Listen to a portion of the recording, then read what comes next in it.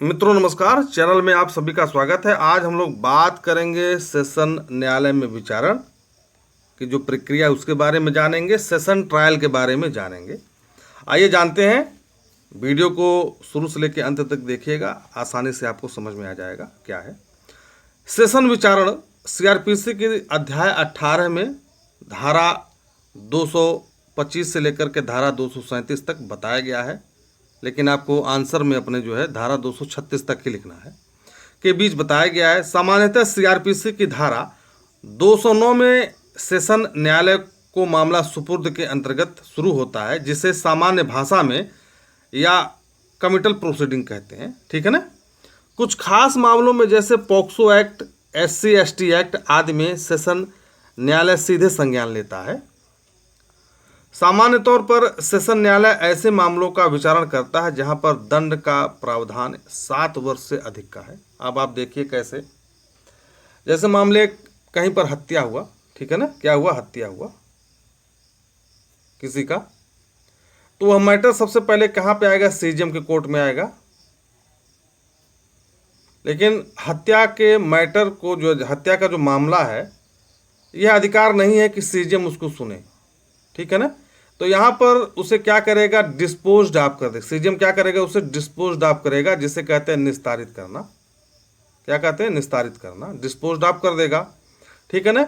तो जब उसको डिस्पोज्ड ऑफ कर देगा तो उसे क्या करेगा, धारा 209 के तहत उस केस को जो है ट्रांसफर कर देगा सेशन कोर्ट में, क्योंकि हत्या का जो मैटर है उसे सुनने का अधिकार सेशन कोर्ट को है।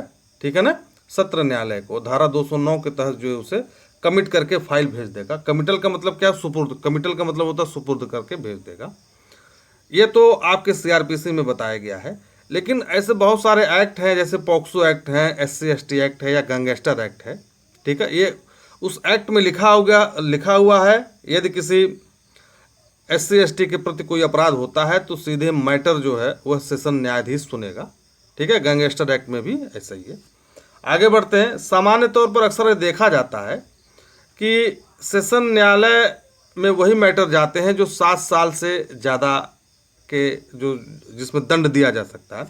जैसे सीजीएम जो है, मजिस्ट्रेट में सबसे बड़ा जो मजिस्ट्रेट होता है वो सीजीएम होता है। ठीक है ना। तो सीजीएम को पावर है सिर्फ 7 वर्ष तक की सज़ा देने का। ठीक है, यदि हत्या में 7 वर्ष से कम की सज़ा का प्रावधान होता तो सीधे सीजीएम सुनता, लेकिन हत्या में 7 वर्ष से ज़्यादा का सज़ा का प्रावधान, इसलिए सेशन मामला बन जाता है। आगे हम लोग बढ़ते हैं, आइए जानते हैं कैसे। सीआरपीसी में सेशन विचारण निम्न प्रकार से बताया गया है। कैसे, आइए जानते हैं। ठीक है, सेशन न्यायालय के समक्ष विचारण में मुकदमे का संचालन अर्थात जो शुरुआत है वह लोक अभियोजक द्वारा की जाएगी। लोक अभियोजक मतलब सरकारी वकील के द्वारा की जाएगी, ऐसा धारा 225 में बताया गया है। जो पीड़ित पक्षकार का जो वकील है, जो पीड़ित पक्षकार है जिसके खिलाफ अपराध हुआ है, यदि वह FIR का मैटर है तो उसका जो अधिवक्ता है वह सरकारी वकील होगा। ठीक है। जब धारा 209 के तहत अभियुक्त को सेशन न्यायालय, अब सीजीएम के ऑफिस से, मजिस्ट्रेट के न्यायालय से अभियुक्त जो है अब आ गया कहाँ पर, सेशन न्यायाधीश में के पास आ गया।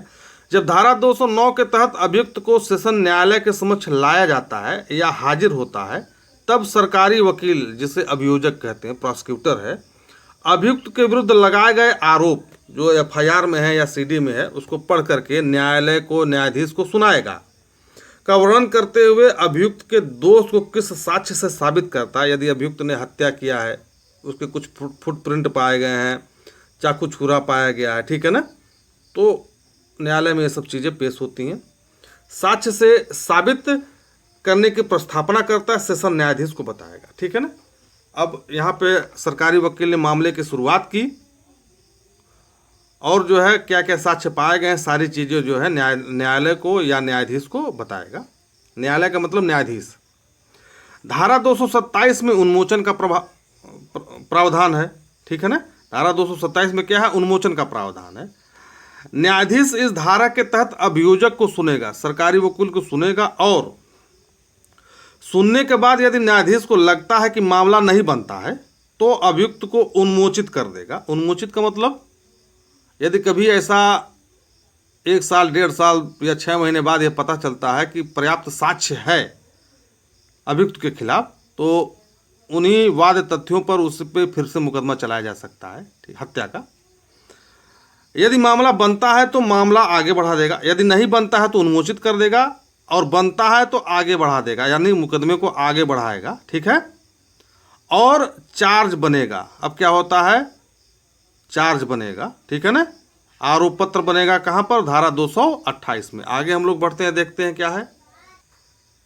ठीक है ना। अब आगे बढ़ेगा। यहाँ पे मैं आपको एक और चीज़ बता दूं, जो लोग कोर्ट नहीं जाते उनके लिए ज़रूरी है। ठीक है ना। जब मामला सेशन कोर्ट में आ गया है और सेशन कोर्ट में जमानत नहीं दिया है, ठीक है, तो सीधे अभियुक्त जो है हाई कोर्ट जाता है। हाई कोर्ट से जमानत लेने के बाद आता है। ठीक है। उसके बाद उसके ऊपर आरोप पत्र बनेगा। ठीक है। जब उसने अर्थात अभियुक्त ने चार्ज या आरोप पत्र पर हस्ताक्षर कर दिया, जब भी चार्ज बनेगा, ठीक है ना, जब भी चार्ज बनेगा तो या एक अभियुक्त है या 2 अभियुक्त है, जैसे भी अभियुक्तों की संख्या हो, चार्ज पर, आरोप पत्र पर उस पर हस्ताक्षर कराई जाती है। और जुर्म स्वीकार कर लिया है। यदि उसने जुर्म स्वीकार कर लिया है कि हाँ मैं स्वीकार करता हूँ, जो आरोप हमारे ऊपर लगाए गए हैं वो सही है, तो उसे दोष सिद्ध कर देना चाहिए धारा 229 के तहत। ठीक है। धारा 229 में क्या है, दोष सिद्ध होने के अभिवचन। यदि वह कहता है कि जो है हमने जुर्म स्वीकार कर लिया है तो दोष सिद्ध हो जाएगा। यदि अभियुक्त जुर्म स्वीकार नहीं करता, ठीक है ना, यदि अभियुक्त जुर्म स्वीकार नहीं करता या विचारण किए जाने का दावा करता, वो कहता कि जो है ये सारे जो आरोप लगाए गए हैं यह जो है मुझे स्वीकार नहीं है, और वह विचारण करने का दावा करता है, कहता है कि मैं ट्रायल करूंगा, अपना ट्रायल करवाऊंगा, तब न्यायाधीश धारा 230 में साक्ष्यों की परीक्षा हेतु तारीख निर्धारित करेगा। धारा 230 में अभियोजन, जो पीड़ित पक्षकार हैं, उनके साक्ष्यों की परीक्षा हेतु तारीख निर्धारित होगी। अब आइए देखते हैं, थोड़ा सा यहाँ पे ध्यान दीजिए। देखिए जो विटनेस होते हैं, आपको लिखना नहीं है, थोड़ा सा मैंने समझाने के लिए बता दिया है। जो देखिए विटनेस जो होते हैं वो 3 प्रकार के होते हैं। ठीक है। विटनेस जो है 3 प्रकार के होते हैं। एक होता है प्रोसिक्यूशन विटनेस, अभियोजन का जो गवाह होते हैं, जो साक्ष्य होते हैं, धारा 313 में। दूसरा है डिफेंस विटनेस, जो डिफेंस करता है, अर्थात जो अभियुक्त होते हैं उनके गवाह होते हैं। और तीसरा है कोर्ट विटनेस, धारा 311 में। यदि न्यायालय ऐसा समझता है कि किसी साक्षी को यहाँ पे बुलाया जाए, किसी व्यक्ति को ऐसा बुलाया जाए जो इन दोनों ने नहीं बुलाया है और उसके साक्ष्य महत्वपूर्ण है, तो अपनी तरफ से भी उसको नोटिस दे करके बुला सकता है। तो इस प्रकार आप देखिए विटनेस जो हमेशा 3 प्रकार के होते हैं। आगे हम लोग बढ़ते हैं। तो यहाँ पर क्या हुआ है कि धारा 230 में साक्ष्यों की परीक्षा होगी अभियोजन के, जिसने मुकदमा किया है उसके। ठीक है ना। आगे हम लोग देखते हैं। धारा 231 में अभियोजन के लिए साक्ष्य से संबंधित है। धारा 231 में अभियोजन के लिए साक्ष्य से संबंधित है, जो न्यायाधीश द्वारा अलग अलग नियत तारीखों पर लिए जाएंगे। भाई सारे साक्ष्य एक ही दिन नहीं लिए जा सकते हैं, क्योंकि न्यायालय के ऊपर मुकदमों का बोझ बहुत ज़्यादा है, तो तारीख पे तारीख पड़ती रहती है। ठीक है ना। और अलग अलग दिन पे जो है जिसने मुकदमा किया है अभियोजन का साक्ष्य लिया जाता है, जो अभियोजन अपने समर्थन में पेश करेगा। ठीक है। अभियोजन अपने समर्थन में पेश करेगा मतलब कि फलाने ने ही हमें मारा पीटा या हमारे साथ कोई गलत काम किया है, तो अपने समर्थन में ही वो साक्ष्य पेश, अपने बात के समर्थन में वो साक्ष्य पेश करता है, जो उसने बात, आरोप जो उसने लगाया है। आगे हम लोग बढ़ते हैं। धारा 232 और धारा 235 में ध्यान से देखिएगा। धारा 232 और धारा 235 में एक्विटल का मतलब होता है दोष मुक्ति का बताया गया है। जब अभियोजन का साक्ष्य समाप्त हो जाता है, अर्थात जिसने मुकदमा किया है उसका साक्ष्य समाप्त हो जाता है, ठीक है, तो एक फॉर्म आता है धारा 313 में, उससे भरा जाएगा। 313 का मतलब यह है कि अब कुछ बाकी नहीं रह गया, अभियोजन ने अपना सारा साक्ष्य जो है दे दिया है। थोड़ा सा आप जानकारी के लिए रखिए, इसे लिखना नहीं है, जानकारी के लिए रखिए। जब अभियोजन का साक्ष्य समाप्त हो जाता है और अभियोजन और प्रतिरक्षा सुनने के बाद न्यायाधीश को लगता है कि मामला नहीं बनता, अभियोजन ने सारा, एक तो वहाँ उन्मोचन के समय था, उसे तब नहीं लगता है कि मामला नहीं बनता तो वह उन्मोचित कर देता, लेकिन यहाँ सारा साक्ष्य, वहाँ साक्ष्य नहीं लेता है सुनने के बाद। अब यहाँ पर सारा साक्ष्य लेने के बाद यह पता चलता है कि जो है मामला नहीं बनता है, तो अभियुक्त को क्या करेगा, वह उन्मोचित कर देगा। अर्थात यह लगता है कि अभियुक्त ने अपराध नहीं किया है तो न्यायाधीश क्या करेगा, उसे दोषमुक्त कर देगा। अब जब यहाँ पे दोषमुक्त कर देगा तो इन्हीं वाद बिंदुओं पर उसके ऊपर दोबारा केस नहीं चलाया जा सकता है, दोबारा केस नहीं चलेगा, लेकिन वहाँ पे चलेगा उन्मोचन में, लेकिन जब दोषमुक्त हो जाएगा तो फिर से दोबारा केस जो है ओपन नहीं होता है। ठीक है, आगे हम लोग बढ़ते हैं। देखिए, किंतु जहां अभियुक्त धारा 232 के तहत दोषमुक्त नहीं किया जाता, ठीक है, धारा 232 के तहत दोषमुक्त नहीं किया जाता, ठीक है ना, यानी कि अभियोजन का सारा साक्ष्य लिया जाता है, वहां अभियुक्त से यह अपेक्षा की जाएगी कि वह अपनी प्रतिरक्षा आरंभ करे। अभियोजन ने सारा साक्ष्य दे दिया, न्यायाधीश को हो गया कि भाई अभियुक्त दोषी है, ठीक है, तो अब जो है अभियुक्त जो है अपनी प्रतिरक्षा करे, डिफेंस शुरू करे, आरंभ करेगा। धारा 232 के, धारा 233 के तहत, इसके तहत अपना कोई लिखित कथन, यदि कोई लिखित कथन हो वो पेश करेगा, कोई साक्ष्य हो, कोई गवाह हो, न्यायालय में पेश करेगा, कोई डॉक्यूमेंट है तो न्यायालय में एक आवेदन देके, एक एप्लीकेशन देके उसे भी पेश किया जा सकता है, जैसा न्यायालय चाहे, ठीक है ना। तो इसके तहत आप देखिए अभियोजन जो है अपना साक्ष्य जो है, अभियुक्त जो है अपना साक्ष्य जो है धारा 223 से शुरू करता है देना। आगे हम लोग बढ़ते हैं। अब यहाँ पर देखिए धारा 234 है, ठीक है, धारा 234 है आर्गुमेंट। जैसे आप फिल्मों में देखते हैं, पिक्चर में देखते हैं, जोरदार बहस होती है, यह फाइनल बहस है। धारा 234 क्या है, फाइनल बहस है, आर्गुमेंट का मतलब बहस। इसमें अभियोजन और डिफेंस अपना अपना पक्ष रखते हैं, सारों ने अपना गवाह दे दिया, अब एक दूसरे को काटा जाएगा, ठीक है ना, मतलब काटा जाएगा मतलब तर्कों के माध्यम से काटा जाएगा। दोनों पक्षों को सुनने के बाद न्यायाधीश धारा 235 में अपना निर्णय देते हैं, दोष मुक्ति का या दोष सिद्धि का। जब भाई दोनों पक्ष को सुनने के बाद न्यायाधीश अपना निर्णय देगा कि अभियुक्त को छोड़ दिया जाए या उसे जेल में डाल दिया जाए। धारा 236 में पूर्व दोष सिद्धि है। पूर्व दोष सिद्धि एक प्री रिक्वायरमेंट शर्त है।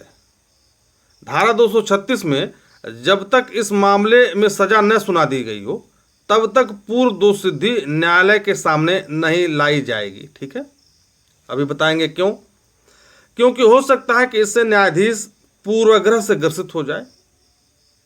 आईपीसी की धारा 75 में भी कुछ अपराध के लिए पूर्व दोष सिद्धि की दशा में अभियुक्त को वर्धित दंड से दंड देने का प्रावधान है। अब जानिए कैसे। जैसे आपने कोई एक अश्लील वीडियो बनाया, ठीक है, एक अश्लील वीडियो बनाया धारा 354 में और उसे प्रकाशित कर दिया, ठीक है ना, उसको जो है सोशल मीडिया पर, यूट्यूब पर, फेसबुक पे, व्हाट्सएप पे डाल दिया, ठीक है, 67 IT एक्ट लगा आपके ऊपर। तो भाई आपने पहली बार में आपको 5 साल की सजा हुई क्योंकि आपकी पहली गलती थी। यदि आपने दूसरी बार वैसा किया, अश्लील वीडियो बनाया, उसे सोशल मीडिया पर अपने यार दोस्तों को बांट दिया, ठीक है ना, अब वहाँ पर आपको 7 साल की सजा होगी।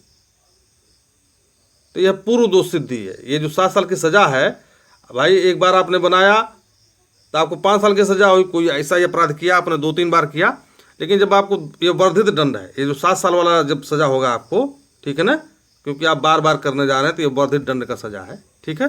दोबारा जब आप करते हुए पकड़े जाएंगे तो ये वर्धित दंड है।